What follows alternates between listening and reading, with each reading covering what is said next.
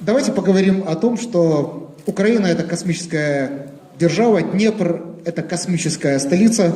И то мероприятие, которое сейчас происходит, призвано, во-первых, это реноме поддерживать, во-вторых, помочь всем, кто хочет поучаствовать в следующем шаге, потому что это такая инновационная отрасль, где стоять на месте не получается. Если мы стоим, мы отстаем. Для этого компания Archer организовала сегодняшний форум с участием одного из топовых представителей новой космической индустрии. И первым на сцену, под ваши аплодисменты, я хочу позвать операционного директора компании Archer Александра Шарко. Ваши аплодисменты. Спасибо, Паш. Да, собственно, я отвечу на очень простой, короткий вопрос, который мне практически все задают, и заключается он в том, зачем вы это делаете? Зачем Archer ввязался в космическую индустрию и так далее? Ну, собственно, безусловно, для нас это не является на данный момент рабочим проектом. У нас есть основные домены, они не соотносятся с космосом напрямую, но у любой компании, начиная с нашего размера и выше, появляется возможность и желание участвовать в неких социальных проектах. То есть компания существует не абстрактно, мы находимся не в вакууме, мы живем в вполне конкретной стране, в конкретной области, со своей историей, со своими возможностями и со своим будущим. И, грубо говоря, вот начиная с этого размера, мы хотим влиять на это будущее, мы хотим делать то, что нам кажется правильным, интересным. И, в частности, учитывая все возможности, которые были у Украины в космической индустрии ранее, мы хотим, чтобы эти возможности формировали то будущее, которое у Украины будет на международной космической сцене. Его либо не будет, либо мы его сами и сформируем. И для Archer это социальный проект. Когда мы провели в мае хакатон на космическую тему, собственно, стало понятно, что живой интерес у аудитории есть, что есть интерес у медиа, что достаточно людей, которые технологически могут что-то в этом ключе представить. И мы завязали разговор с Риком, который согласился и мы благодарны ему очень за то, что он согласился приехать. Он проявил интерес, потому что у него тоже есть то же самое видение об Украине. Он расскажет об этом подробней. Вот. Мы рады были это услышать, и мы рады были обеспечить его приезд сюда, поэтому я надеюсь, что дальше станет понятно почему. Спасибо.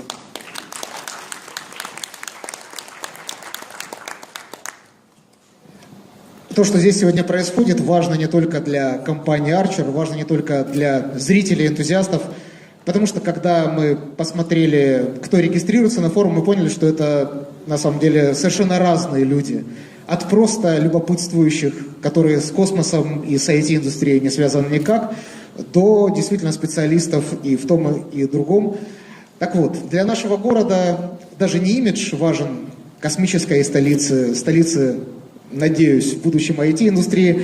Важно то, что это действительно происходит, это индустрия, это инновации, это, в конце концов, деньги, которые рано или поздно в это придут, это рабочие места. Мы хотим пригласить на сцену под ваши аплодисменты человека, который очень много делает в Днепре для развития IT-индустрии, для развития просто этого города и сервисов, которые делают лучшей жизнь горожан и делают шаги навстречу тому, каким должен быть город в 21 веке. Заместитель мэра Днепра Яня Камерела, ваши аплодисменты. Да, я хочу сказать, что последний раз мы виделись недавно, когда еще один повод для гордости. Я не говорю, что в течение 1,5 месяцев беспрецедентно быстро удалось организовать и открыть центр административных услуг. Это тоже одна из инноваций. То есть нас интересуют не только космические и IT-инновации, но и инновации социальные. Поэтому я надеюсь, что все это вместе делает ту ауру, которая делает Днепр космической столицей. Спасибо большое. Знаете, для меня так непривычно, что сегодня я заммэра Днепра, а вчера я был простой айтишник. Я до сих пор думаю, что я простой айтишник, и, скажем, этот титул просто крутая возможность воплотить в жизнь все то, о чем мы говорили, и что мы евангелизировали, так сказать. Но я постоянно верила и продолжаю верить, и теперь и продолжаю работать над этим, что надо создать экосистему. То есть, чтобы инновации развивались бы, чтобы технологии развивались бы. Мы можем, конечно, сказать, что государству и городу и так далее не надо делать ничего. Я за то, чтобы сначала перестать троллить. У нас, кстати, новость: во вторник будет такой законопроект 3719 в Раде. Опять будем стараться продвигать то, что правовые органы не должны наезжать на предприятия. То есть нонсенс, да? Закон против того, что правовые органы наезжали бы. Но это то, что мы сегодня имеем. То есть первый шаг, что государство просто не делало бы ничего, не мешало бы, не троллило бы и так далее. Но я думаю, что после этого, как государство перестанет троллить или перестанет наезжать, то все-таки есть и маленькие вещи, что государство или город могут сделать. Это, например, акселераторы, инкубаторы, менторские программы, развитие предпринимательства. Это все то, что делает такой ответственный социальный бизнес, но также, мне кажется, мог бы делать и ответственный город, создавать этот климат или экосистему. Из-за этого очень круто, что Интерпайп сделал Техфест, что сейчас, спасибо, Арчер поддерживает такое мероприятие. Но я хотела бы рассказать немного о цифрах. Знаете, у нас будет такой инспирационный спич через некоторое время. Но я такой старый айтишник, рассказала бы о цифрах, что мы маем. То есть, что сегодня у нас есть в Днепре. Ну, вы понимаете, что Украина, да, крутая IT-страна, то есть самое больше айтишников в Восточной Европе. Но что мы постоянно выигрываем разные призы насчет там, не знаю, объем, экспорт или так далее. Но будем честны, в разных рейтингах инноваций пока еще такая, да. Смотря, что у нас Bloomberg говорит, что мы 50-я самая инновационная страна. У нас много айтишников, у нас огромный аутсорс, у нас вроде как создаются стартапы, вроде как каждую неделю кто-то инвестирует в какой-то стартап. Но я всегда мечтаю о том, что было бы все-таки продуктовые компании, те, которые стали бы следующим скайпом, и что наш рост не основывался бы просто на том, что у нас много айтишников. Чтобы это много айтишников и также создавало бы этот рейтинг инноваций и крутые продукты. Чтобы мы могли бы сказать, что скайп из Украины или но следующий скайп трансформирует все равно что это площадь для следующих value-added products, так сказать. То есть, чтобы экспорт поддерживал бы своим объемом, и то, что у нас разные рейтинги поднимались бы, становились бы круче. Что мы маем в Днепре, так сказать? У нас 9 тысяч айтишников. Это много или мало? Это данные High-Tech Ukraine, которые создавались вместе с кластерами. Наверное, такие более-менее адекватные. 9 тысяч много или мало? Если смотреть, что в Харькове 22 тысячи айтишников, вроде как мало.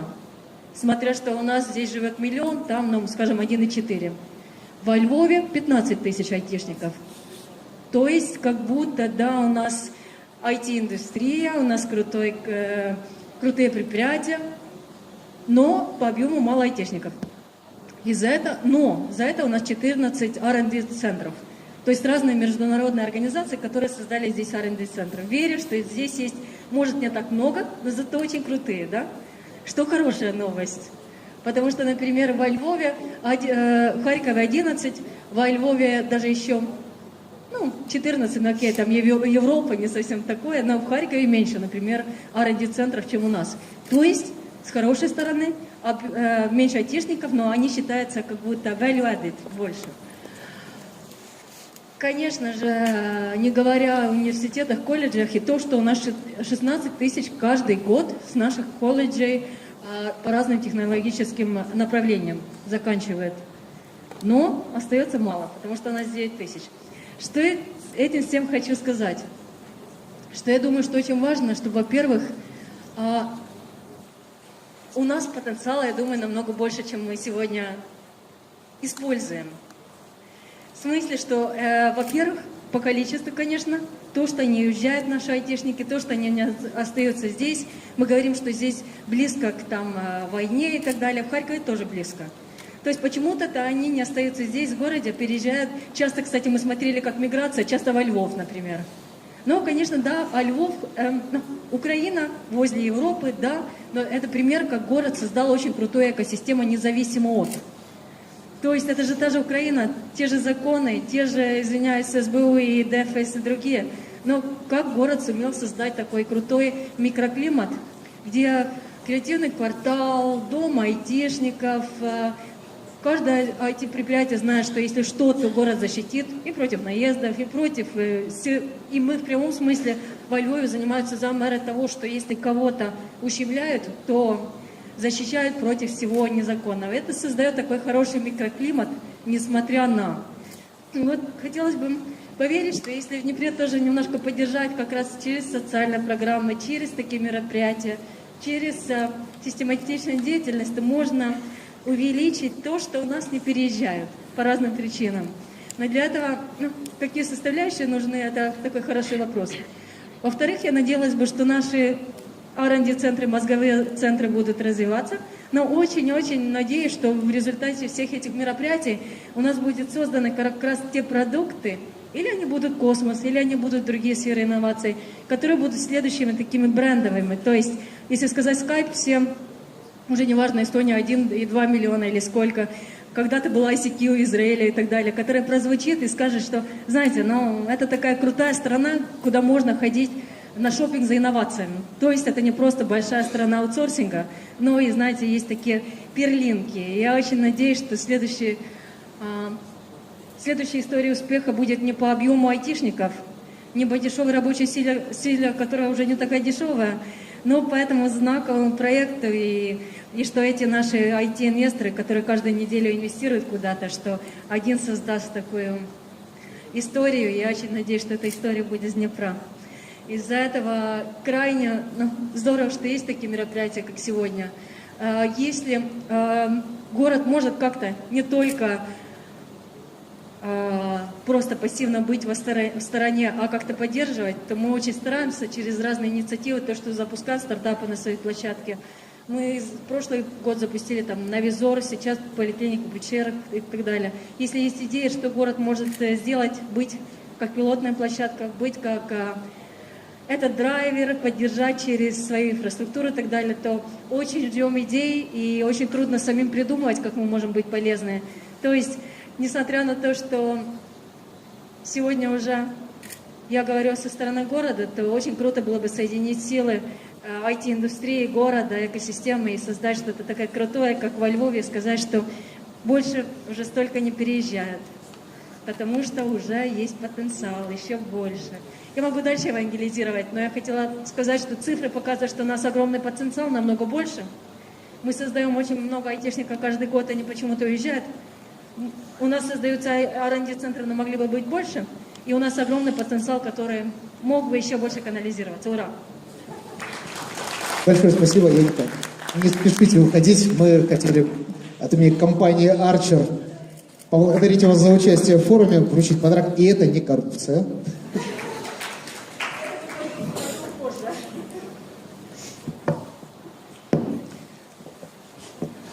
Друзья, еще раз я хочу повторить для тех, кто присоединился к нам чуть позже, чем основная аудитория, есть две уникальные призовые возможности сегодня в ходе форума.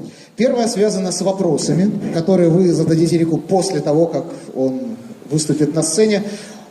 У нас будет где-то около получаса на вопросы здесь, в режиме QA совершенно. И у нас будет круглый стол. Те люди, которые регистрировались на круглый стол и даже писали свои вопросы, которые они собираются задать, могут их здесь не задавать. Здесь можно задавать другие вопросы. Так или иначе, среди тех вопросов, которые будут заданы и на которые Рик успеет ответить, он сам выберет победителя, а даже, скорее всего, не одного, а троих победителей. То есть 3 лучших вопроса получат призы. Заодно я хотел бы, чтобы сейчас прозвучали аплодисменты в адрес компаний, благодаря которым это все произойдет. У форума есть организаторы, спонсоры и партнеры.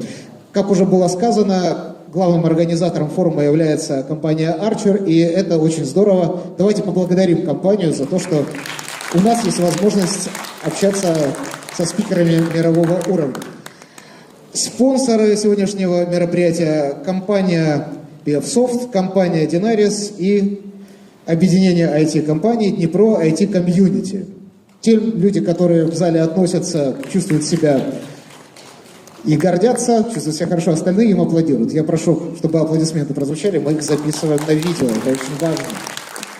И, наконец, те компании, которые помогли с призовым фондом, который вы получите в конце, это компании SoftServe, DataArt и LuxSoft. Поприветствуем.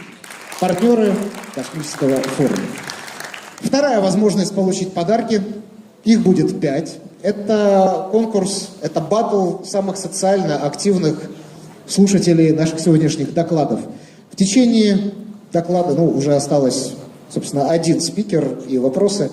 В течение всего этого времени вы можете написать пост, сделать фото, в общем, как угодно разместить информацию о форуме в любой из соцсетей. Главное сделать это с правильным хэштегом. Хэштег, который требуется нам, это UA2Space.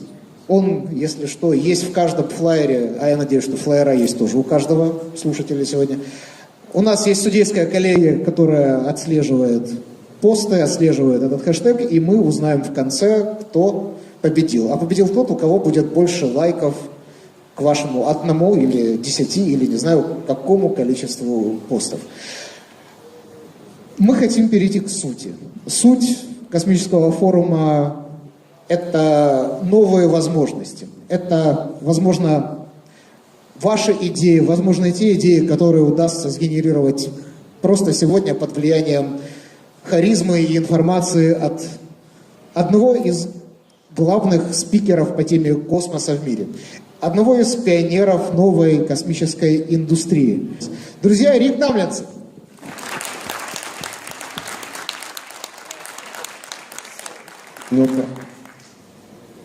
Oh, that's good. I will take this off. So... Друзья, я еще раз хочу сказать, у нас синхроперевод, по идее, на волне номер 3, он у всех работает. Если какие-то технические проблемы есть, дайте знать, пожалуйста, сразу, чтобы мы смогли это отрегулировать. Thank you. Technology is always a challenge, you know. So forgive me if I speak fast, and also forgive me if I use many examples from my own country and from my own history. It happens to be the one I know. So we're going to talk about several things today. I'm going to talk a little bit about the future. I'm going to talk at first about my company. But then I will also talk about what we call the revolution that's happening in space. I will talk a little bit about some thoughts about Ukraine. Then I will talk about what we're doing in the US as a part of this new revolution. And then I'm going to talk about the big picture, why this is important for all of us as human beings. You're wondering what that is on the screen. That's called lichen. Lichen is a living creature that is a combination of two animals, two plants that live together. Lichen does one thing. It lives. That's all it does. It just lives. Nothing more. It goes where things don't live, and it lives. I'll come back to that. This is my little girl. This is a couple of years ago. She's 5 years old, December 1st. This is an important picture. This is the very first time in her life that she touched a living flower. She was exploring. This is what humans do. This is why we're different than lichen. This is my NGO, my nonprofit, New Worlds. We just held a conference in Texas. I had 500 children and 300 professionals. It was wonderful. You can look us up. Hopefully we'll see you next year. Now, this is what my company does, and this is some crazy stuff here. This is just crazy. Think about it. Somebody's going to go into space, and they're going to mine an asteroid. Phew. Nuts. Exactly. Absolutely. It's totally nuts. So is this. Did you know, when the first trains were created, that some people thought that if you went faster than 50 kilometers an hour, your head would explode? Crazy. And this, think about this. This is insane. Insane. A human being can fly through the air. Nuts. Absolutely nuts. this. Whoa. No, don't even talk to me about it. It's nuts. Somebody's going to fly to the moon and walk on the moon. Come on. And then there's this thing called the global brain. We call it the internet, the interweb. You can go on to a computer or on your phone and talk to anybody on the earth and share information with everybody. Do you realize you're already a cyber organism? You are already able to tap into all of the knowledge of the entire planet all at once, anytime you want. You have a question? Google. Siri. So it's not science fiction. This is not some sort of movie you're watching. It's happening right now. I have engineers working on this. This is about my company. What will tomorrow look like?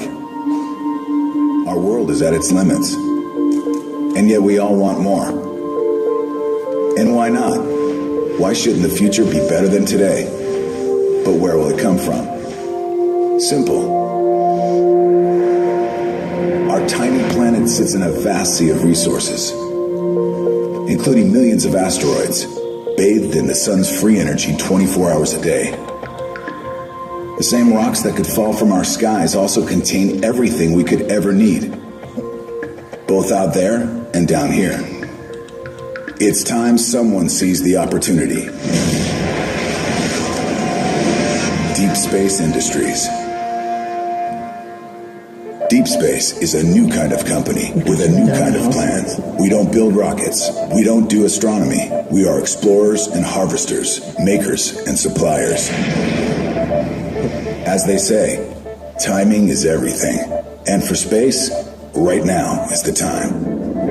In fact, some of the planet's most successful people are placing their bets on this new frontier. Meanwhile, NASA and others are planning new missions to the Moon and Mars, with new space facilities in free space joining the billions of dollars worth of communication satellites already in orbit. And as they reach beyond Earth's orbit, Deep Space Industries will be there with the fuel, air, and materials they will need to succeed and grow. DSI has assembled an international team of well-known experts and young innovators who are building on our space legacy and creating new technologies and approaches to open the frontier. We will develop and prove ourselves in 3 areas: exploring and prospecting for asteroids, harvesting and returning asteroid materials, and processing those materials for use in space and on Earth.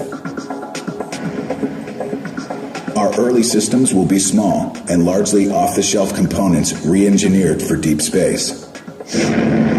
We will hitch rides on much larger missions with multiple ways to get into space, where our job really begins. With mission costs so low, we'll be able to attract commercial sponsors and build fleets of vehicles to assure our success. Early markets will be satellites in need of fuel, government outposts and commercial facilities, and missions between the Earth and the Moon. As we gain expertise and develop our systems, we will grow them as the frontier grows, so that when the time comes, DSI will be ready. We will be the gas station, the oasis for air and water, and the building supply center for the frontier. This is a long game, perhaps the longest ever. While we earn our way, the long goal is to create a better future for all of us through space resources. When the first asteroid is mined, Deep Space will be there. When the first space power plants come online, Deep Space will be there. When the first space colonies are built, Deep Space will be there.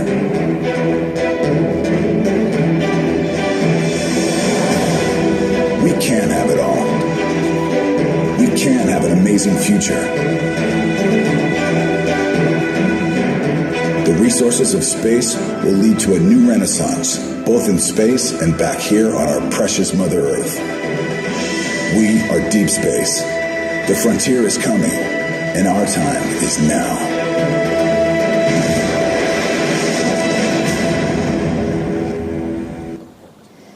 You know, it's great to have a nice video. But we have to have real plans. Now, the first thing I want to point out is We're not bringing asteroid materials back to the Earth. That's not the point. In fact, nature does a very good job of bringing asteroids to the Earth. Hopefully not too often and not too big. We're also not necessarily going to be out there saving the world with Bruce Willis. But it would be cool. See, the point of what we're doing is about the idea of what we call in the space field ISRU, in situ resource utilization. In other words, it means living off the land. Wherever you go, you use what is there. I'll come back to this in a minute. What we want to be is the gas station. We want to be the oasis. We want to be the place where they stop to get their cheeseburgers on the way out. And here's the point. Because of the way the space programs of the past have operated, it's extremely expensive to do anything in space.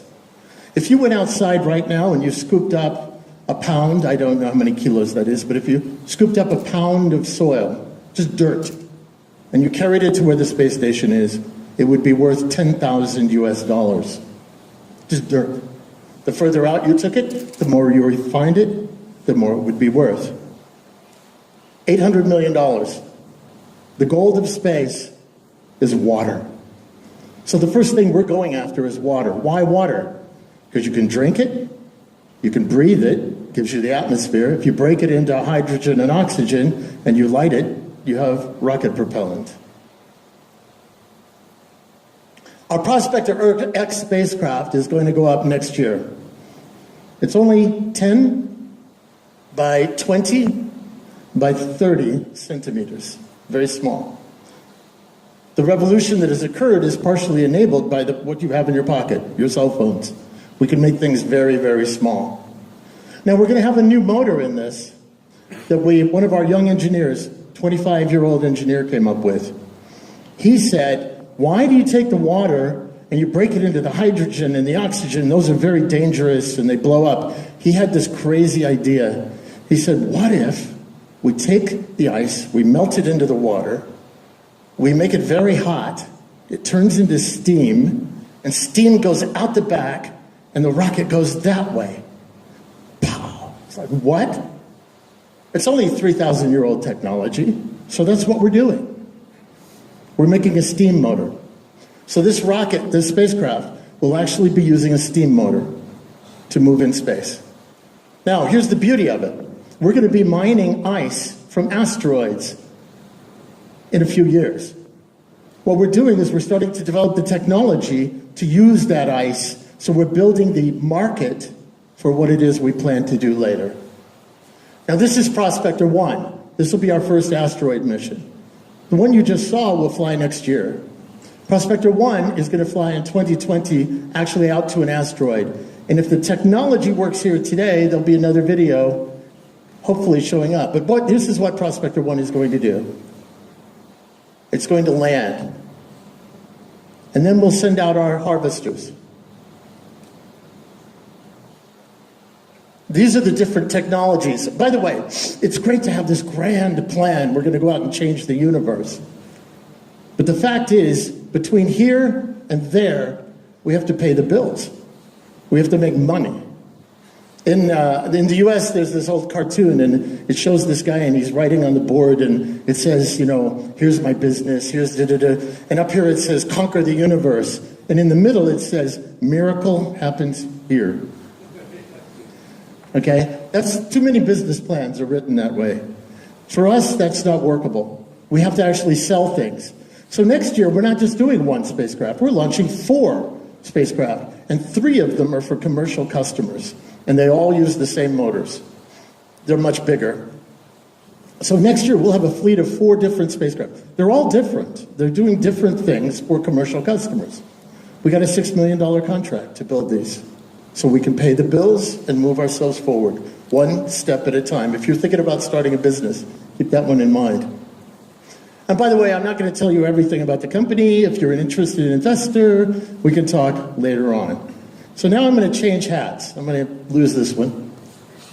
Okay, so now I'm not talking from my company anymore, although now it's a little colder. What I'm going to talk about now is the future and why the future is important. So we're going to go on a bit of a ride.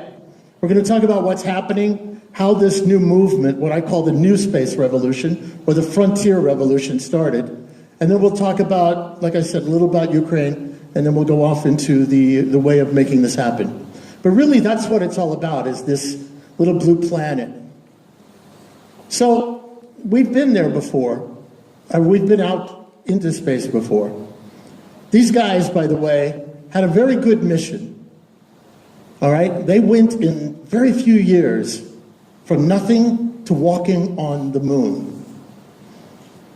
Now, what's really interesting about this is the entire American space program in the 1960s was put together so that they could take this picture, the most expensive selfie ever shot. That was it. From day one until this shot, for all the billions of dollars they spent, it was only for one picture. And why was that? Because we needed to put a picture out so the world could see that the American system was better than the Soviet system. That was it. It was all, you might call it propaganda, whatever. But it was an amazing feat of technology. And the people that went are my heroes. I know Buzz Aldrin, I know these guys. These are my heroes. These are the giants. Whether they were in the East or the West, these are the giants. The people that ran this race on both sides. So they knew what they were doing. They knew why they were putting that footprint on the moon. They knew exactly why they were doing it. That's why everything fell apart after. Because the whole goal was to get to the moon and put their foot down. But then they were done. There was nothing else to follow. They had no plan. And so our space program in America started to just go in circles. Round and round and round. And if we go to Mars, and we don't know why we're going, the same thing will happen. In fact, you know, sometimes there are people that say, did we ever go to the moon? They faked it, you know? You know why that people can say that? Do you know why people say that we faked going to the moon? It's really simple. Because we're not there now. How could you put so much money, so much effort, so much time into going to the moon and then not be there now? More than 30, 40 years, what is it, 45 years later? That's nuts. That's insane. That's crazier than the stuff I showed you before. That you would actually go to the moon and then give it up. That's why people don't think we were ever there. And if we don't have the right reason when we go into space the next time, if we go to Mars, if we get there, and we don't have the right reasons, we won't be able to stay. And 20 years after we go to Mars, the program will collapse, people will draw their attention to some other thing, and there'll be television shows going, and they'll probably be like beamed into your eyeballs or something, you know, because it'll be like 2050 or something, and there'll be a little show inside of your head, and it'll be, well, we have Fox News, which is crazy. But these people will be in there going, yeah, we never went to Mars. I can prove that the flag and everything is crazy. We never went.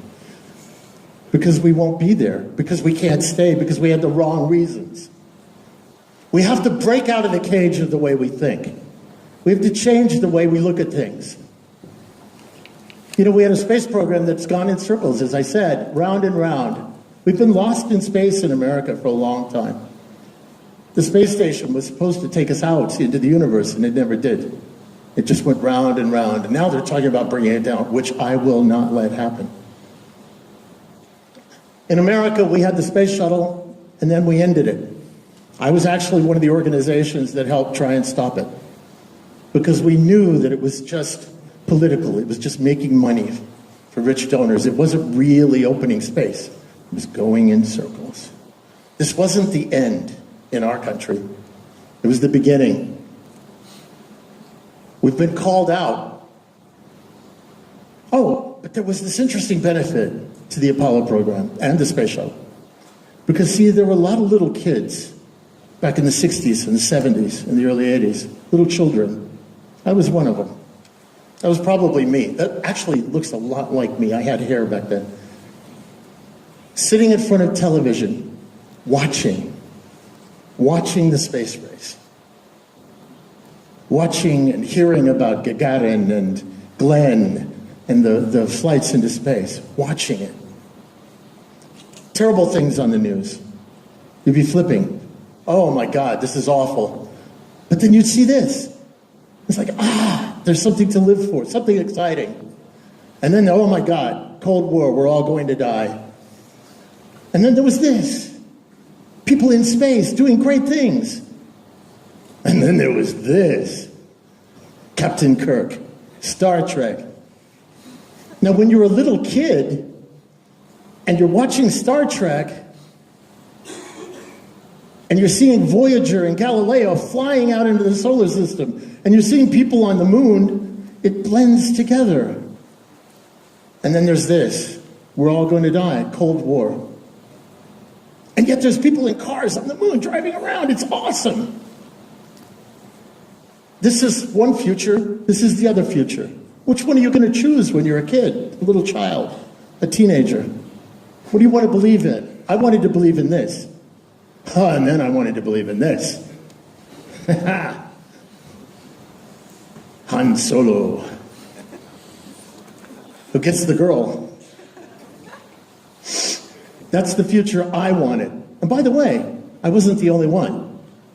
See, the big byproduct of the race to the moon, of the Cold War race to the moon in space, was that it inspired a generation to stay in school, to study, to learn, to let themselves be pushed around by the big guys, because then they became the bosses later. Now, in the 1970s, there was a very important book that was written. Gerard K. O'Neill. I recommend this book if you can get it. This is the Bible of everything you see with Elon and all of us, the high frontier. This book said for the first time, it was written in the 1970s, it said you don't have to be in the space program working for the government. It said you could be just a normal person and you can go into space. And Dr. O'Neill actually started to throw events in Princeton, in New Jersey. And he would say, come, tell us your crazy ideas. And we would go, and I was young, and we were all very young, and we would say, you know, maybe someday somebody will buy a ticket to go to space. Maybe someday a private company could go mine an asteroid. Maybe someday these different things will happen. And people, very serious people like Dr. Freeman Dyson and very important professors would go, yeah, okay, maybe you could do that.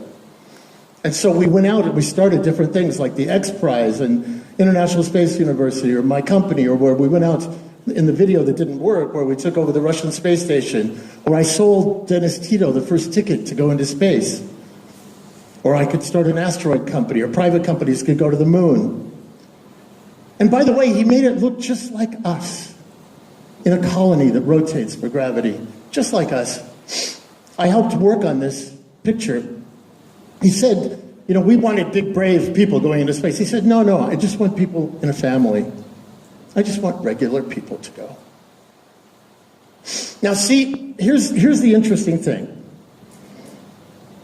This is one of the two choices you can have. You can have an approach to space like we did, where the government was in charge. And the government went out and did space for you. And you stayed home. And you watched it on TV. In fact, you know, there's three kinds of space programs. There is, I don't know how many of you know Carl Sagan. They're called the Saganites. I call them the Saganites. Saganites look into space and they say, billions and billions of stars. Isn't it grand? Look at the universe. Isn't it great? But don't touch them. These are people who like to send robots into space only, no people. They just want to look through the telescope. And that's great. That's cool for science. Then there's the other kind. They're called the von Braunians. Now, von Braun was the guy we brought over from Germany to help work on our space program. Now, he is like, when we will go into space, and you'll be very, very proud, and you'll sit there and you'll watch on the television, and we will spend your money for you, and we will go into, we will go into space, and you'll be very, very happy with what we do for you. That was how my NASA was started in the US. The government space program. You pay the taxes, and the government does it for you. Dr. O'Neill gave us a different kind of space program in his mind. We call it the O'Neillians. And the O'Neillians are people who believe that you go into space. You have your idea. You have your concept. And you take free enterprise. And you use the resources of space and you build a new civilization. I am an O'Neillian. My friends, who you're going to see in a minute, are O'Neillians. Now, if we had done it the wrong way when we went into the internet, this is what you would have. See, when we started with the internet, and IT, as you call it now, the government developed it for its own purposes and then gave it to the people. If we had done the internet the same way we did space, this is what you would have. You would have in my country, we have the different space centers. We would have computer centers, and we would have computonauts. And you would have to be an elite, perfectly trained computonaut. And you would be able to put your punch card, because they'd probably still be using punch cards, into the computer and run your program, and then that would be on the news at night because it was such a big deal. But they didn't do that. They gave it to the people. And now everybody, everywhere is connected to be able to talk about everything, and your mother can send you pictures of kittens. We blew out of the cage there. We have to do it again in space. These are the new generation. These are some of my associates in the US who are working on different things. This guy, Elon Musk. You've probably heard of him. He was an Iron Man. Tony Stark is modeled on Elon Musk. They're not like each other at all. He's not nearly that funny. He's a total Star Wars fan. Think about it. The rocket that he built is called the Falcon. Millennium Falcon. It's not an accident. He's a total geek. This guy, Jeff Bezos, Blue Origin, has a little book company. It's called Amazon. He built the entire company to make money so he could open space to you. When he was graduating school, he was the best in his class. He gave a speech about how to build cities in space. That's why he's making his money. Elon Musk in Mexico a few weeks ago said, my entire fortune, everything I'm doing is dedicated to opening the frontier. There's this guy, works for a little company called Microsoft. This rocket is going to be rolled out in a couple of months, I think.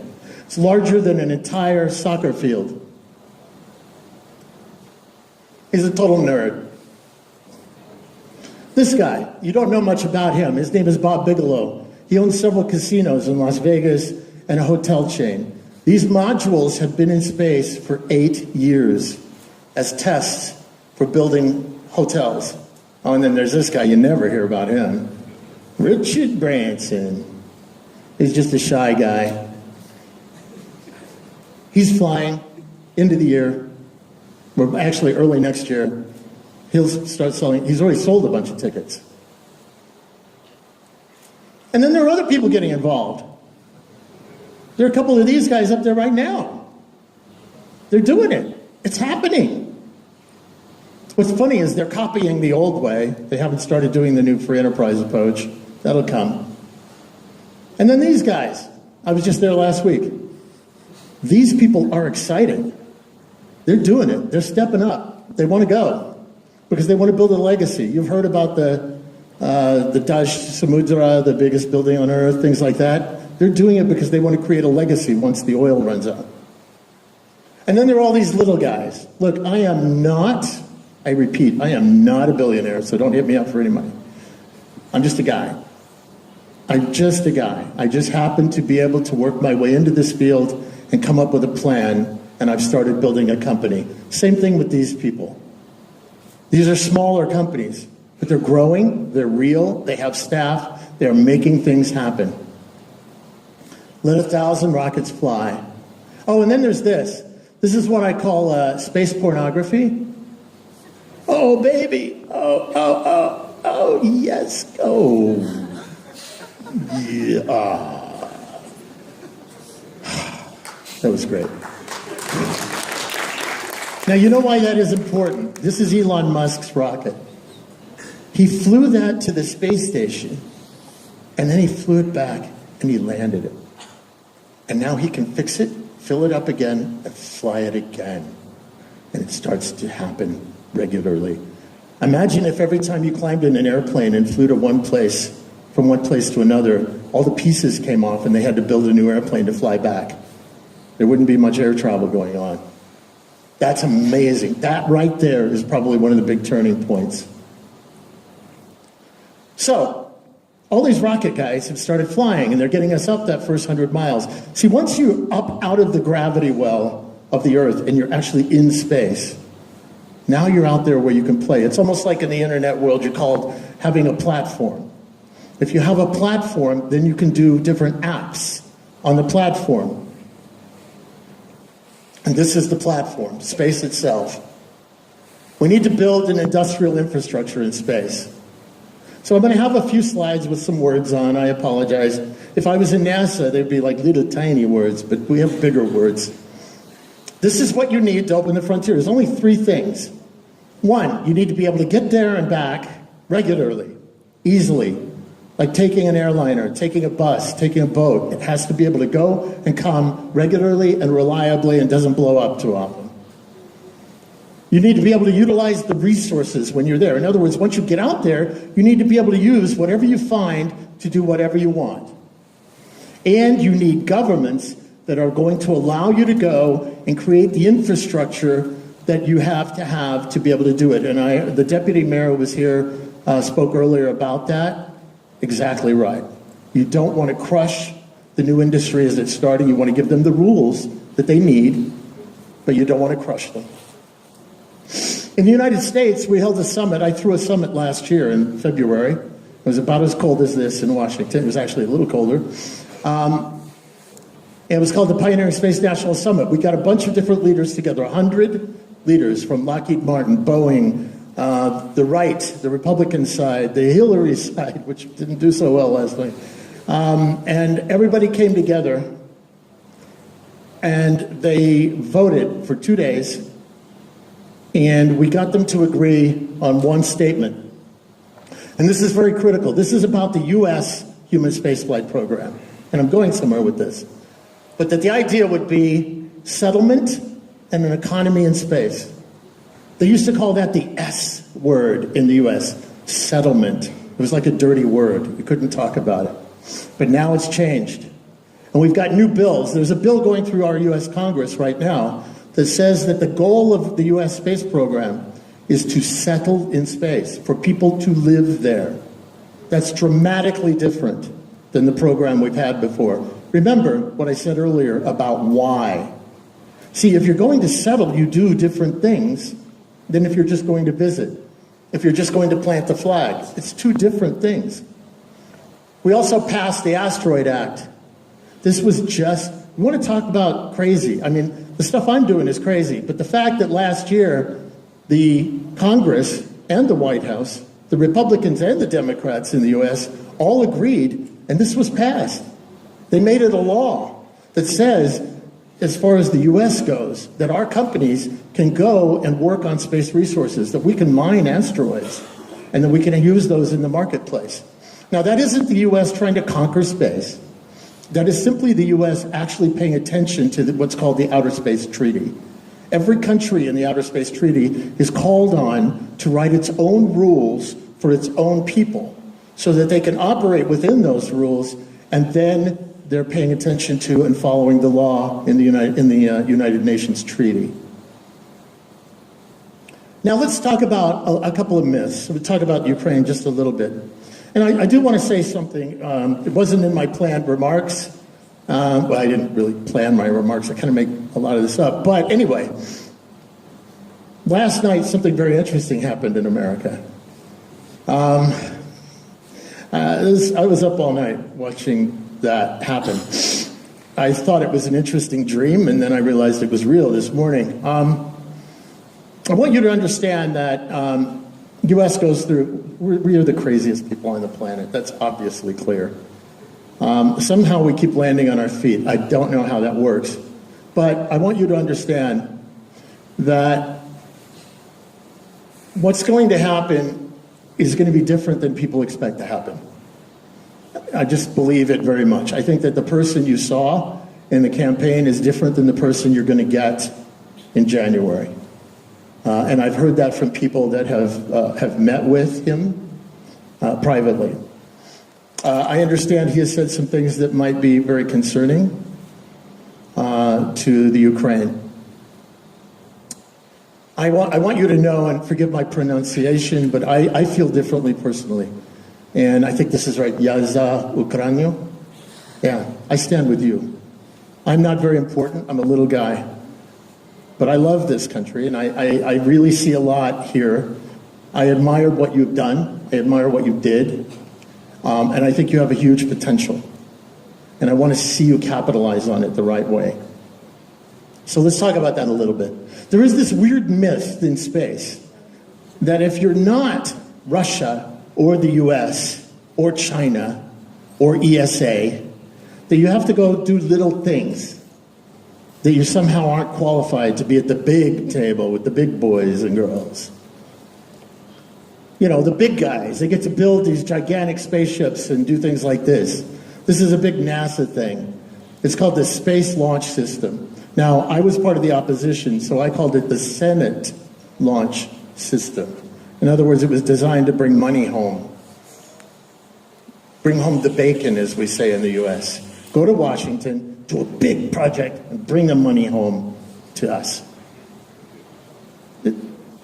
That never happens anywhere else, right? The reality is everybody can fly. This is Blue Origin. This is Jeff Bezos, flies out in West Texas. Anybody can get involved. And one of the things that's really helped is the little CubeSats that I showed you before. This is a high school student in the US. This is a kid. He's flying this in space because of the capability that's in your cell phones. Now, here's the old story. The Ukraine was a great employee of the Soviet Union. They worked for the Soviet Union. I like this next picture because it's interesting. There was no Soviet space program without the Ukraine. That's a Ukrainian aircraft, from what I understand, carrying the Buran. There was no Soviet space program without you. There was no Russian space program in the early days without you. You guys helped make it happen. None.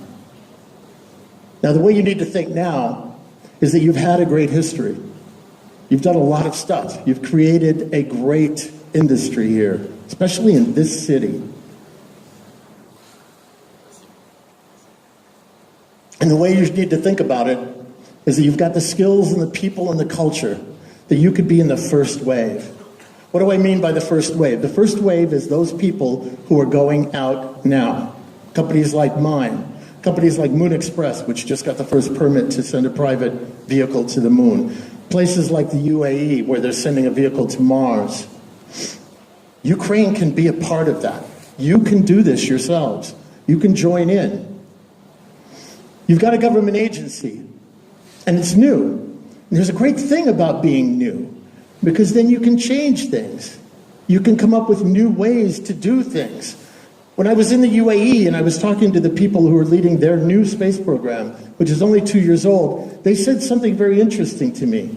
They said the goal of our space agency is not to do everything ourselves, but to enable the people of the UAE to do things themselves in space. If you can work with your own government and do it the right way, then you, in this audience, can do space.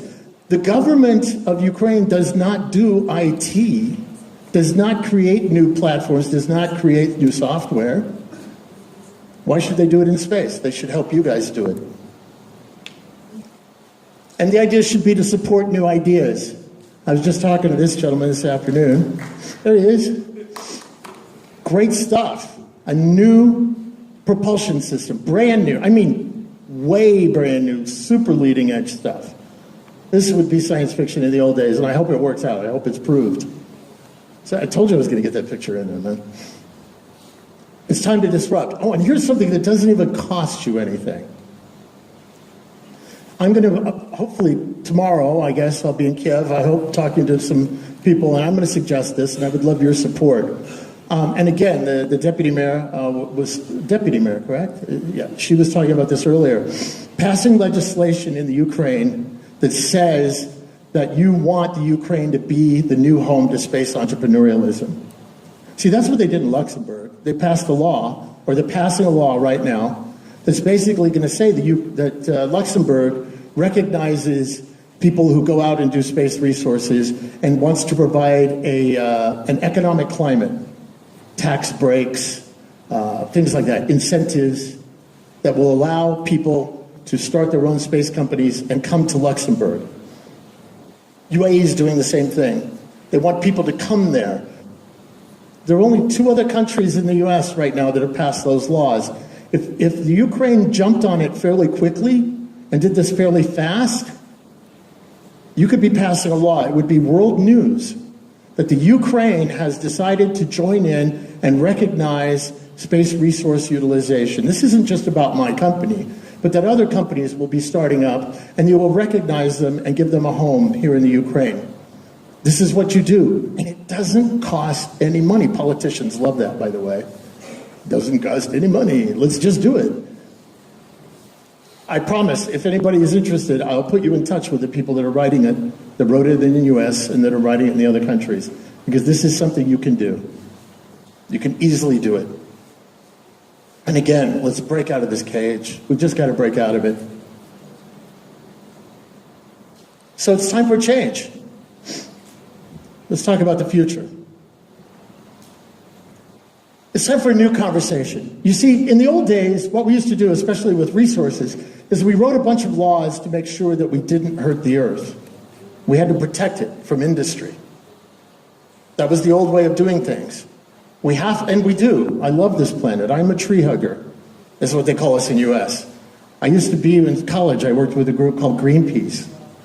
You know, I was the guy who would, like, when I was a college student, I would go knock on doors and try and get money to save the whales. And the lady would try to close the door and I'd put my foot in and go, "You don't care about the whales? Give us money." Now, I'm also from Texas, so I'm a tree hugger with a gun. It's my family. But see, what made sense in the old days to protect this planet, it doesn't make sense when you break out. Everything is reversed.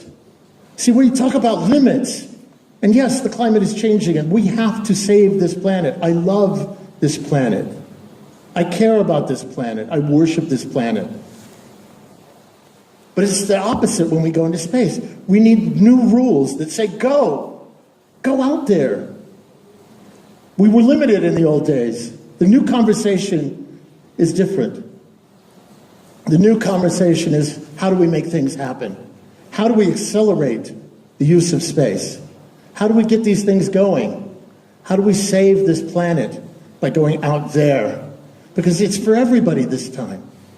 Everybody gets to go. We'll come back to that. Free enterprise works, by the way. There are a lot of people that say, well, we should have socialist rules, and every penny you make in space, you have to split with Bangladesh or somebody like this. That's not how free enterprise works. The way it works is people keep the money they make, they invest it, and they spread it out, and people compete, and the price goes down, and everybody gets it. And this is one of the best examples I can think of. Cell phones. Everywhere. That wasn't some great socialist program to give everybody on the earth a cell phone. It was simply enterprise. People being allowed to work together based on their own ideas. It works. People are involved. The internet. Companies like Archer, other companies, are able to get in there and just do it and make it happen. That's what we have to do in space. People can get involved. And you can build your own spacecraft. You can do your own thing. The old paradigm isn't the same anymore, by the way. The old paradigm was that as civilization expanded, we cut down the trees, we destroyed the land, and we moved into it. Doesn't happen in space. There are no trees. In fact, in space, as we go, we take the trees with us. Survival and wealth creation in the past were based on the use of resources. In the space, it's the same thing, except the resources are unlimited. We have a new way of thinking as we go into space. It'll open up an entirely new way of thinking about society. Mark my words, write it down. 50 years from now, we will look at humanity in a very different way. The idea of self-expression, getting out there, being whoever you want, it's coming. We're going to go backwards a little bit as we go forward. That'll always happen, but we're going to move forward. Now, the old pilgrims, I don't know if you're familiar with pilgrims. Those are some of the people that came over to do the New World, where I used to live, or where I live now. And, you know, what was funny about these guys was they were entrepreneurs. They actually formed a corporation. It was called the Massachusetts Bay Company. And they had investors, and they came over, but they were a pretty hardcore religious group of people, right? They came for their own reason. I'm not going to judge that reason. Now, the new pilgrims that go into space, we might get a few of those. You might have countries, you might have a religion that says, screw this, we're all going out here. You know, here in the U.S., we have the Mormons. They do their thing. They're going to probably go out to the moon. Somebody's going to do this. Fine. Everybody can go. Or they might like this. This is what I'd like. This is the colony in space I want to go to. Diverse, inclusive, people living together, different kinds, sharing, growing. Oh, and then we're going to care about the environment.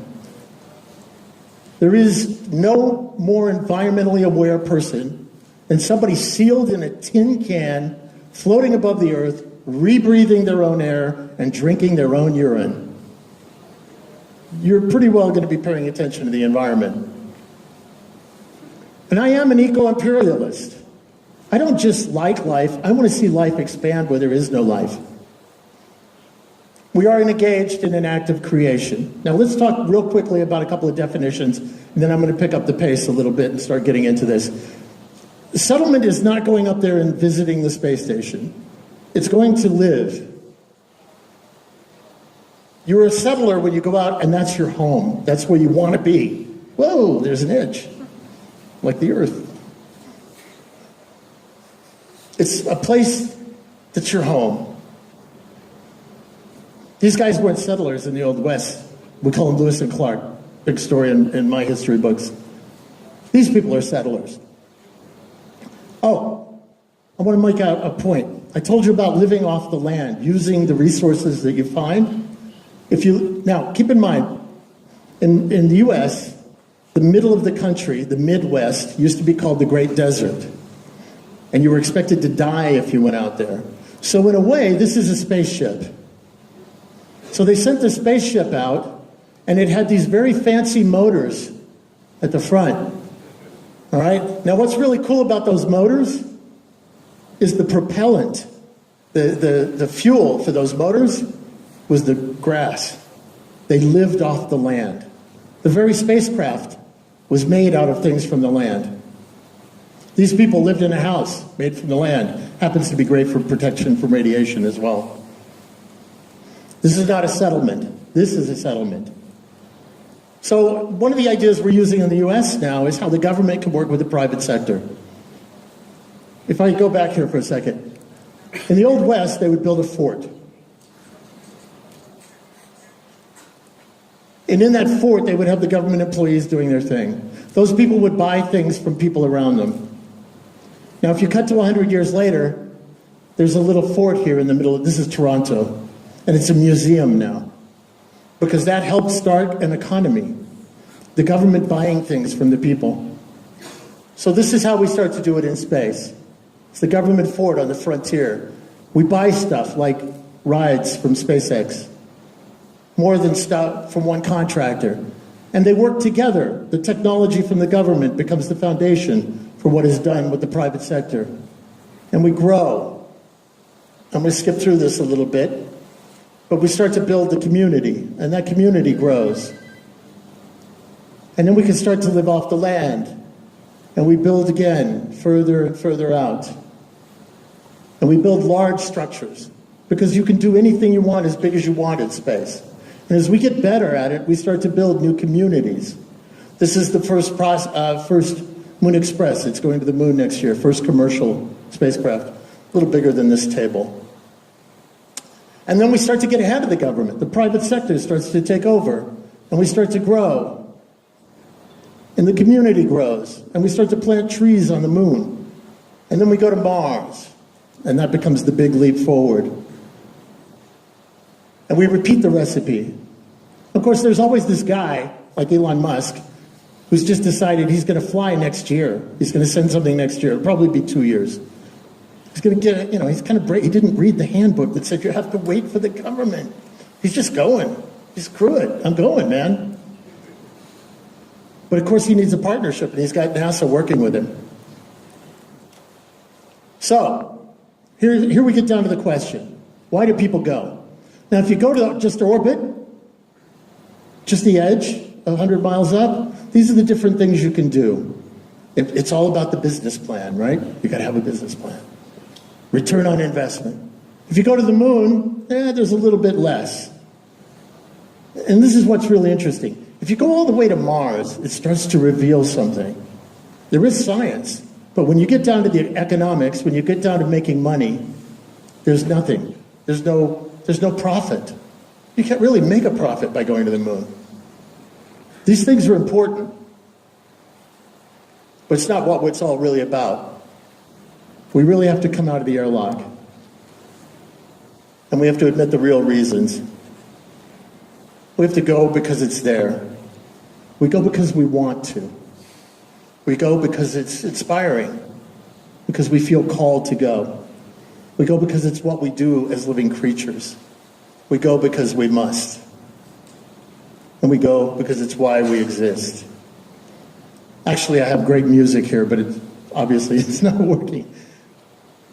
I hear music up here. That's really what happens to me when I think about these things. See, we've got a bridge to the universe out there waiting for us. These are all things that can be built. Everything I'm going to show you right now is not science fiction. There's no beam me up Scotty here. All right, this is all real stuff. It's just a matter of scale. It's just a matter of decision. You know, the thing that keeps us out of space in a big way right now is not the gravity. It's not the radiation. It's not the technology. It's nothing but our decision. It's nothing but us having not decided to go. Everything here is real, is possible. Everything here we can make. These are colonies, 1 million people. We can do this. It's not science fiction. It's the same technology you use to build a skyscraper or a bridge, just put in space. We can make anything we want, as big as we want, as large as we want. We can go and see amazing things. We can do amazing things. All of us. Anybody who wants to get involved can step up. That's the big secret. That's the secret that hasn't been told. It's all about you. I don't know if you've ever been out at night and just looked up at the stars, just looked up at the sky, and had that feeling here. Something's going on. Why do I exist? Who am I? What's it all for? You see, humanity, I believe, has a special place in the universe. I believe we exist for a reason.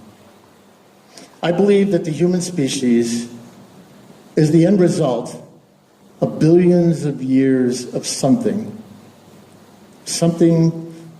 that I can't explain. But here we are. The planet is 4 billion years old. And in that 4 billion years, do you know how many times we could have been wiped out? Think about it, the asteroid that hit the Earth and killed the dinosaurs. But for a few seconds, this way or that way, it wouldn't have hit. But for a few seconds, it would have hit in a different place and wiped out everything. How many times has that happened? The fact that we have a moon that keeps the core of the Earth molten so that there's a magnetic field around the Earth that protects us from radiation so that we can live here. Because without the moon being just that size and just in that place, we can't live on the Earth. This is not an accident, and if it is, it's a magnificent accident. You and I are here for a purpose, and I believe that there are 3, possibly 4 good reasons to be here. The first is that we exist so that the universe can know of itself. I want you to think about that for a second. Sentient beings. Think about that first slide I showed you, lichen, and the second one was my daughter. Sentient beings exist so the universe knows of itself. The universe without beings that can ask questions, without beings that can appreciate, without beings that can see beauty, without beings that can complain, without beings that can interact with the universe itself, is dead. If the universe had its own way right now, if it had a way, but doesn't have the consciousness to have a way, then it would be equal charged particles floating forever and ever and ever. But somehow it became more complex and organized itself. And that became a planet, it became a solar system. And that solar system had a planet, and that planet had a moon, and that moon created a field around the planet so that life could exist. And the asteroid missed us, and then we were algae, and then algae grew into something else. By the way, the atmosphere was deadly at that point, and the algae converted the atmosphere so that it could be something that could carry life. And then life occurred, and then that life began to come out of the ocean, and that life came out of the ocean, and that life started to move, and then that life had a brain and started to grow, and that growing occurred, and then again, more asteroids, and we survived. And then there was some guy running across and woman running across a field in Africa. And they started to ask questions, and they started to say, what is that up there? And what is this out here? And don't go beyond the edge of the fire because there are demons out there. But up here there must be gods. And I want to reach to that place. And so I want to reach and I want to live. And then one of these people in this tribe on Africa decided to go beyond that darkness and step into a new place, and a new civilization started to grow. And those civilizations started to plant seeds and grow things, and they started to grow into entire new cultures, and these cultures started to grow. And these people started to work together, and yes, they fought with each other, but then they get to a point in time where they've created technologies using those same primitive feelings of I must protect myself and I have to take from you, etc., and those tools that they built, those missiles, those rockets, those computers, those very same technologies that they were about to destroy each other with in the middle of the Cold War, where I can press a button and I can launch a rocket and it will come down and kill you. That same technology has allowed us to reach for the stars. The same brains that came up with those systems, your brains, your minds, can be applied to reaching for the stars. We are here for a reason. We are the seed carriers of life. What if we are the only planet that has intelligent life? I know billions and billions of stars. It must be everywhere, but we can't find it. And in Texas, we play poker, and if you look at poker, the one thing you can bet on is the cards you can see.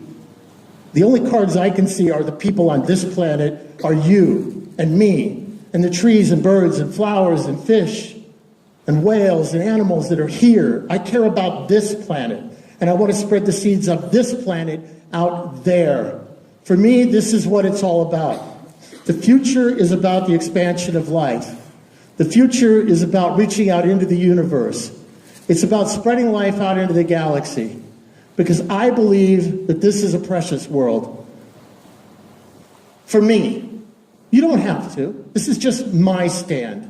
I take the stand right now that we exist in the most important moment in the history of humanity and possibly life itself. Right now. In the last 50 to 100 years, we could have completely destroyed ourselves, and we may yet. But we have the chance to make it. This time we get to go together, by the way. We're not taking it from anybody. This time we get to give it to everybody.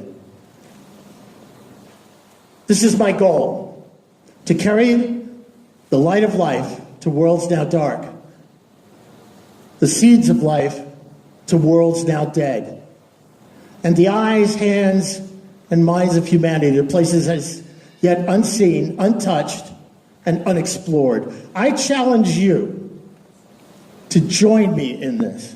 I challenge you to take whatever you've been dealt in this amazing country called the Ukraine. You haven't been dealt the best hand, but you've got it in your own control, that's for sure. You've taken it on. You can take on the future. You can make it what you want to make it. I don't know who I'm speaking to in this audience, but one of you, just one of you, may be the one who walks out of here and now does something different. And if you find two, now you've got a movement. You can make a change. You can create the future. The past is nothing. The past is dead. There is the present and tomorrow. Those are two things you have control of.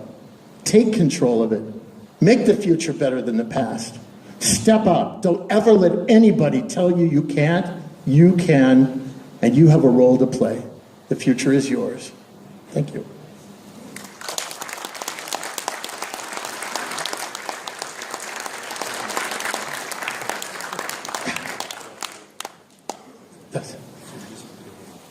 Друзья, наступает время вопросов и ответов. Секундочку. Мы видим, да, первая рука, вы будете первым. Давайте на вас оттестируем наш микрофон и вообще схему. У нас единственная просьба. Мы, я думаю, успеем выслушать всех. Ну, если вопросы будут по теме и ответы будут четкими.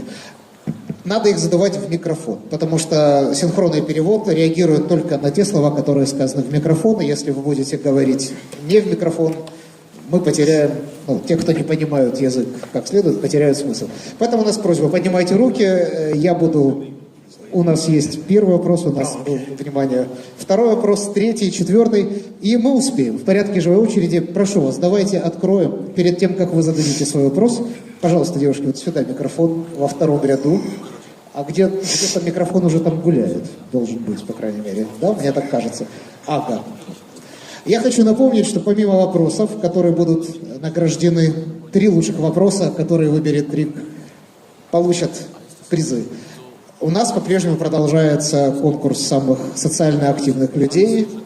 Говорят, что с нашим хэштегом UA2Space много чего появилось в сети. Надеемся, еще появится. У нас есть где-то полчаса, может быть, 40 минут на ответ на вопросы, после чего будут подведены итоги. Are you ready? Я попробую на английском. Если вы говорите на английском, это тоже можно, просто синхронист переводит на русский. В общем, на любом языке можно задавать вопрос, только в микрофон. Okay, Rick. First of all, thanks for coming. And my question is, how are you protect your intelligence? Oh. Okay. Yes, I. You're speaking English. He's yes, giving me yes, Russian yes, in the headset. Okay. Ukrainian. Okay, yeah. I try again. Okay, try again. First of all, thanks for coming. My question is, how are you protect your intellectual rights in USA?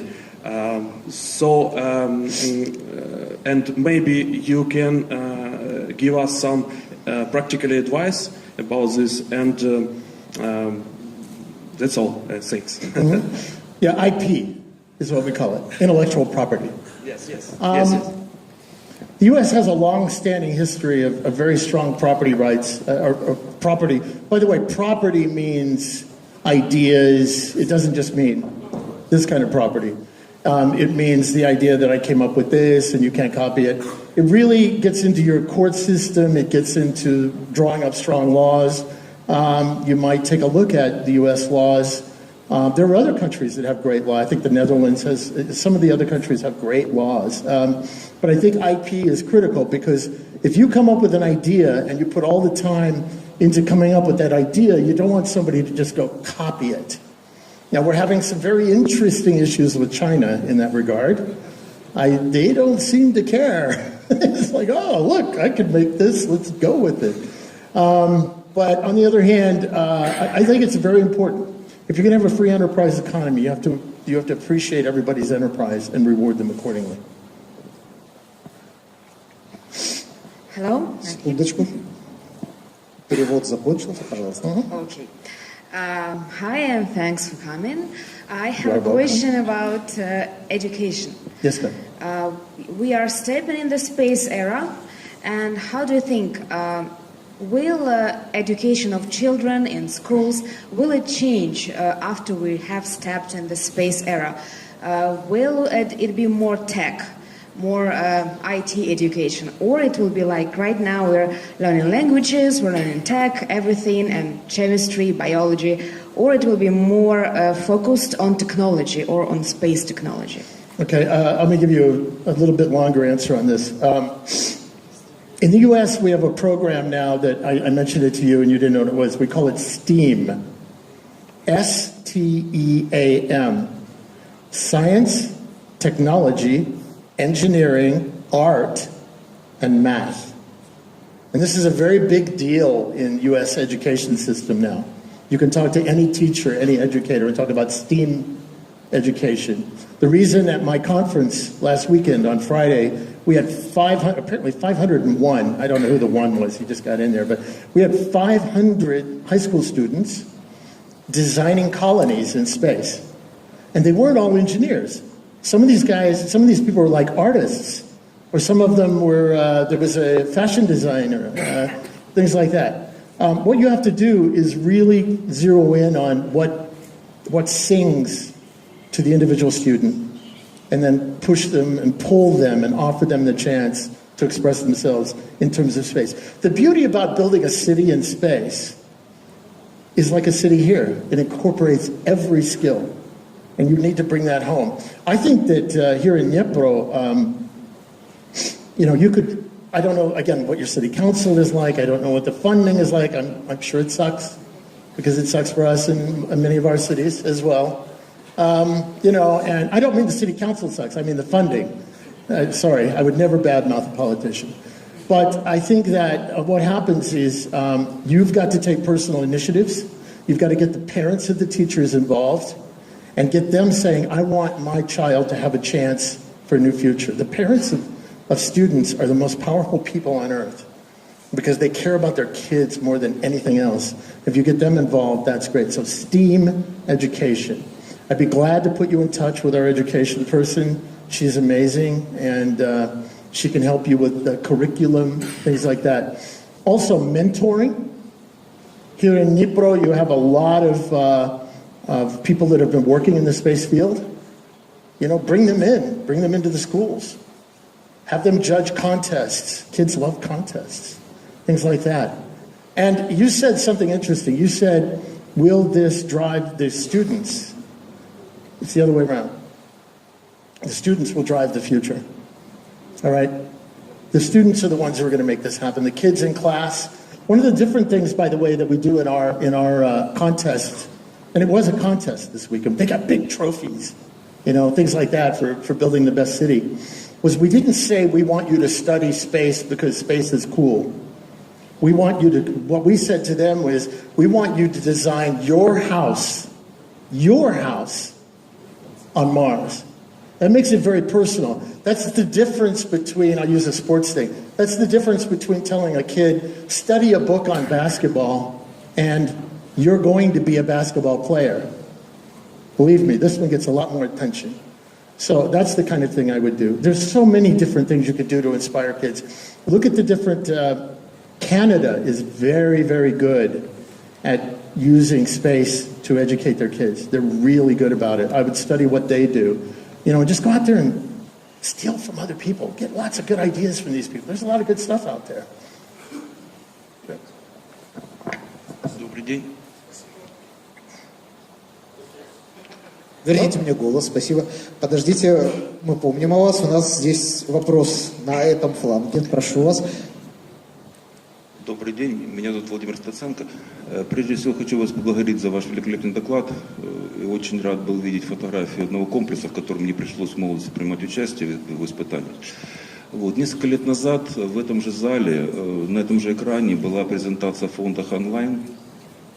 И фондаторы этого фонда показывали в том числе некоторые идеи, которые связаны были с освоением космоса. И очень приятно видеть на этой сцене живого представителя, который реализует эти идеи Роберта Ханлайна.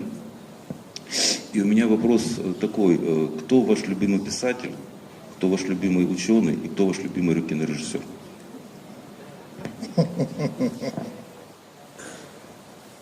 Yeah, that was probably Art Dula, who was with the Heinlein Trust. He's a good friend. And, oh man, Robert Heinlein. Yeah. In English, there are three rock stars of science fiction. Robert Heinlein, Isaac Asimov, and Arthur C. Clarke.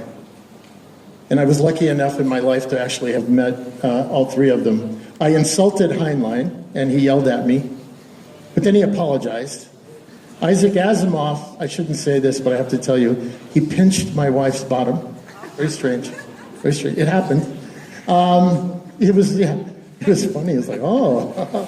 Anyway, and Arthur C. Clarke, I was able to work with the International Space University, and we called him Uncle Arthur. And I got to go down to Sri Lanka and be with him many times. I have a picture from the movie 2001 on my wall that he signed on. And he beat me at table tennis very badly a few times. But look, they are the inspiration. So is Hollywood, by the way. You know, I don't know if you've noticed this, but like almost all the biggest, best movies are space movies. I just saw the commercial. There's another one coming out with the girl from Mockingjay, whatever that's called. I can't remember the lady's name, but some very famous actors. It's coming out this fall. I thought you were over here. Jennifer Lawrence. It's coming out in like 2 weeks.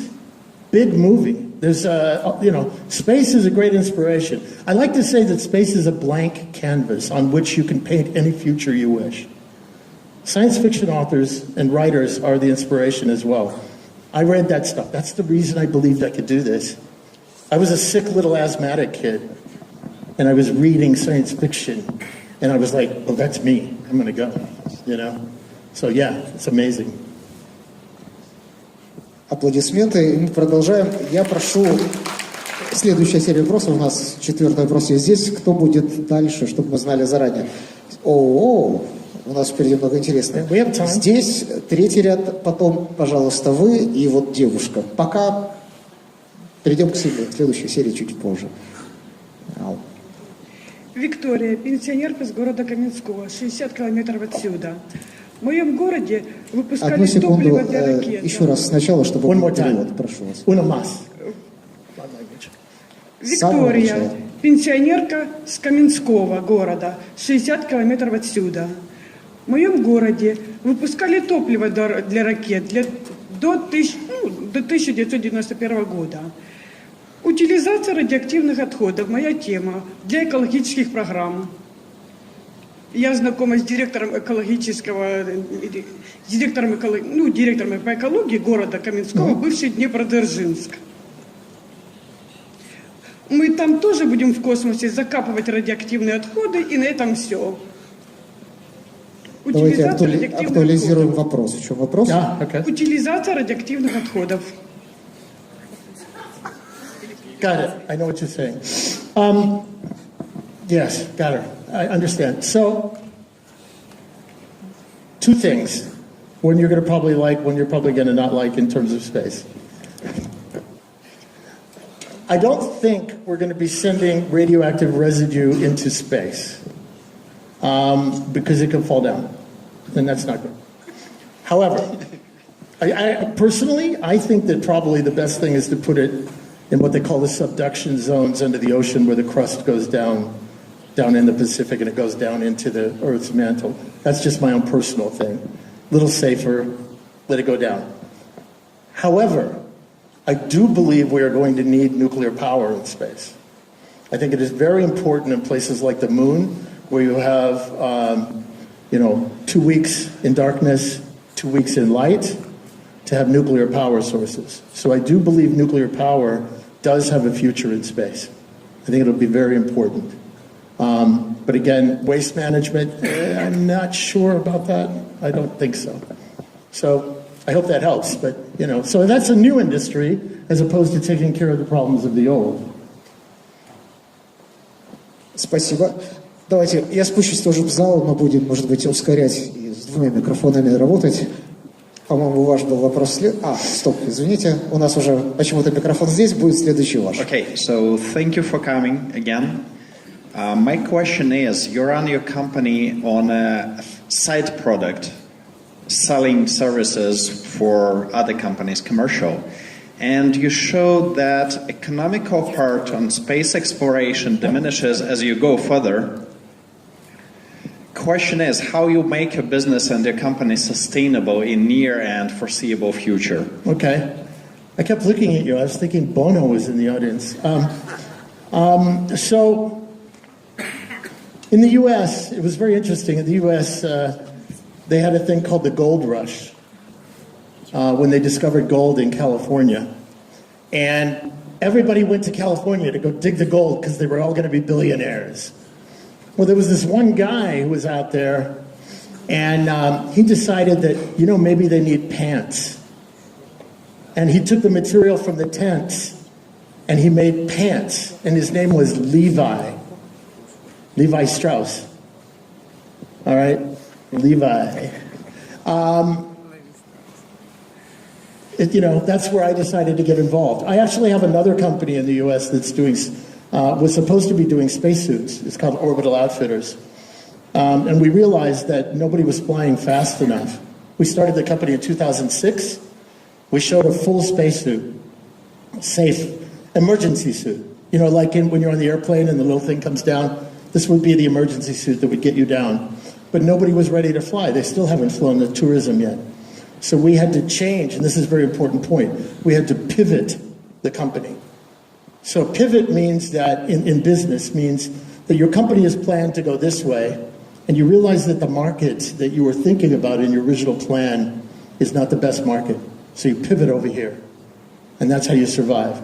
That's a very important concept, and so we've had to do that. But the main point here is you have to find a small niche, a small place to go. Now, maybe we can't all be as brilliant as this gentleman and start a program like his, but you might find an app or a small thing you can do that feeds into his platform and allows you to then capitalize on it. There are a million things. Think about it. Shovels on the moon and Mars. Nobody's built that. Nobody knows how exactly the right way to make that work. The last point I want to make on this is next year we're going to be putting out a thing called the Space Development Matrix on the internet, and it's going to have places for people with new ideas. And you'll come in and you'll say, I've got a new idea for this, and you'll put down, my name is, whatever, and I live in this town, and I'm studying this, and here's my project, and I have this experience, and I need this help. Who can work with me? And then somebody else on the other side of the world will do the same thing, and we can start putting people together. And by the way, I should mention this. I told you I was going to ask about this. I'm looking for programmers and coders that might be able to help us in the NGO to do this, because we need some coders, and I hear the Ukraine has a couple. By the way, you guys are famous for that, both good and bad, so I just want to let you know. Very famous. Go ahead. Так, у нас очень много рук, мы обещаем, что все зададут вопросы, давайте не спешить. У нас ближайшие 3 позиции точно заняты, мы потом новую очередь организуем. Я хочу, кстати, в свою очередь сказать, что у нас есть еще один мотивирующий фактор, он оказался, что вы знаете, что после окончания открытой встречи пройдет круглый стол, куда была отдельная запись, и часть людей зарегистрирована, часть нет. Помимо того, что 3 подарка за лучший вопрос точно будут разыграны, эти же люди, обладатели подарков за 3 лучших вопроса, смогут присоединиться к круглому столу, который пройдет здесь, в гораздо более теплой комнате. Поэтому, пожалуйста, готовьте ваши вопросы. Рик, меня зовут Алекс, и мой вопрос будет касаться тоже бизнеса, я буду на русском. Мой вопрос такой, как я понимаю, ваш проект сейчас все-таки стартап. Раз он стартап, значит он нуждается в инвестициях. Обычно сейчас даже на простые вещи, такие как Fidget Cube, все ищут деньги на Кикстартере, например, и собирают миллионы. Но раз вы не воспользовались Кикстартером, а оказались на Украине, возможно, у вас какая-то есть стратегия по развитию этого проекта. И давайте поговорим о таких вещах, как деньги, как вы видите привлечение. Возможно, у вас уже есть какая-то своя платформа для этого, если мы общаемся в IT-сфере. Возможно, у вас есть какая-то идея или что-то еще, о чем я не догадываюсь. Спасибо. Sure. Kickstarter is one way to go. There's a very careful strategy you have to do with Kickstarter. There's this myth that you could go do Kickstarter and just, here's my idea and everybody will give you money. Most of the people on Kickstarter already have some money. So that when they do the Kickstarter, they already have, if they're raising $1 million, they already have somebody who said, I'll give you 100,000, and then they have to put that in. So it's a little complicated. We thought about Kickstarter, and we decided not to go that way. What's really interesting, and I'll tell you a little secret here, is when sometimes I do my presentation, and I put the slide that says, I will talk to you later. What happens is sometimes people come up to me afterwards and say they want to invest. It's that kind of thing. You just have to get out and make yourself findable. All right? Now, I'm not necessarily doing this for my company on this trip. But what happens is so many times people think that, you should go through the front door to find the investors. All right? But the people that have the money have 25 people with guns saying, don't come bother my boss. So what you have to do is get the word out so they can find you. And we found that works very well.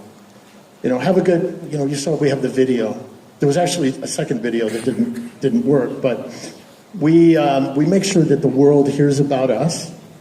And so we capture, when I talk to my guys, I say, eyes, heart, mind, wallet. You capture the big picture. You catch somebody by the heart. Then their brain kicks in and says, well, no, what about that? Is that really a good idea? Does that really make sense? And then the wallet says, hey, does that make money? If you could do that, eyes, heart, mind, wallet. That's how you get people involved. You have to have a good idea. You have to be able to show you're going to have a return on investment in a period that fits whoever it is that's investing. For us, we're going after more like what you would call family funds, long-term investment. People who can look beyond 2 years, 3 years. However, we have an expected revenue in our company probably next year of about 15 million. Commercial. That's not even, there's an article in, do you know Wired magazine? Okay, there's an article in Wired magazine that says how to make money from mining asteroids without ever mining. It's about us. All right. We're figuring out ways to make money now.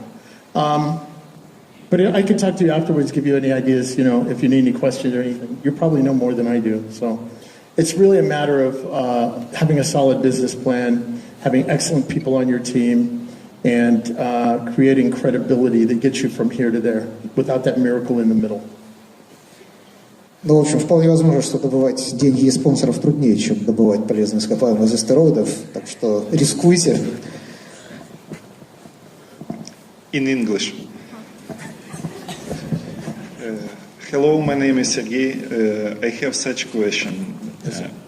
Does Uncle Sam support or interrupt the activity of DSI or Space Frontier Foundation? Okay. Give me that one more time, a little more. I'm trying to... Repeat the whole question? Yeah, what was... Space Frontier Foundation and Deep Space Industries, but I didn't get the middle part. I have such a question. Does Uncle Sam support or interrupts the activity of your child? Uncle Sam. Uncle Sam. That guy. That guy. Yes, okay. Does Uncle Sam support or interrupt the activity of your child, such as DSI or Space Frontier Foundation?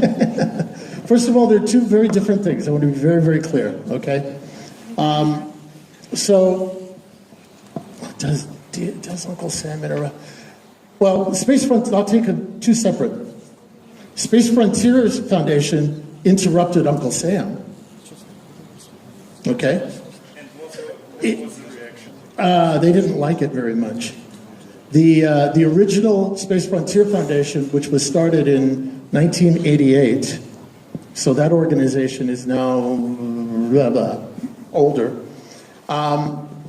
We actually fought battles with U.S. government. For example, we were in the battle against the space station in the early days, because in 1986, President Ronald Reagan said that the space station was going to be finished in 1992, and it would only cost $8 billion. Now, those of you who are involved with space or anything know that what actually happened was they never finished it. It's still not finished. And they spent over $100 billion. So in 1992, this is before it happened, our organization said, we don't think that's true. And we also don't think the government should build buildings. So we fought that space station in Congress to one vote. So we almost killed the space station by one vote, or as my friend who is one of the heads of NASA says, they saved it by one vote. So we did things like that. We were actually the ones who tried to stop the shuttle program. It's a beautiful machine. It's a magnificent machine, but it didn't do what it was supposed to do. When the space shuttle, the American space shuttle, was sold to Congress in the 1970s, I should have mentioned this in my talk, I forgot. In the 1970s, while we were watching Star Wars and all of these great things, the US government told us that the space shuttle was going to fly, and it was going to fly 50 times a year. All right, and it was only going to be, I guess, kilos, $20 a kilo to go to space. That was what they told us in the government. It didn't happen. So yeah, we've had some battles. However, I just want to be clear, now, because, and I don't want to say it, there was a magazine article that showed us in Space News. It said, what do you do after you win the revolution? We actually did we haven't won, it's not over, but it's happening. And so now what's happening is we're working with the government. And we have meetings with them all the time, and they've changed. It took a long time, but it's changed, and now the government works with us. Deep Space Industries, my other side, we work with the government all the time. We have several NASA contracts. We're actually based, my office, our shop in Silicon Valley is on a NASA facility. So we work with the government. And the fact that they passed that law, incredible. So times change. You know, real quick, one of the things that we had to teach our friends in the government was that a strategy for when times change is not to do this, or as we would say in America, it's not to circle the wagons tighter. You know, in the movies, like the Indians, they go around so they circle the wagons and they shoot at them, right? We said, don't do that. Open up, get involved. And they have, and it's changing. The enemy we have right now are people who have no imaginations, and most of them work in Congress.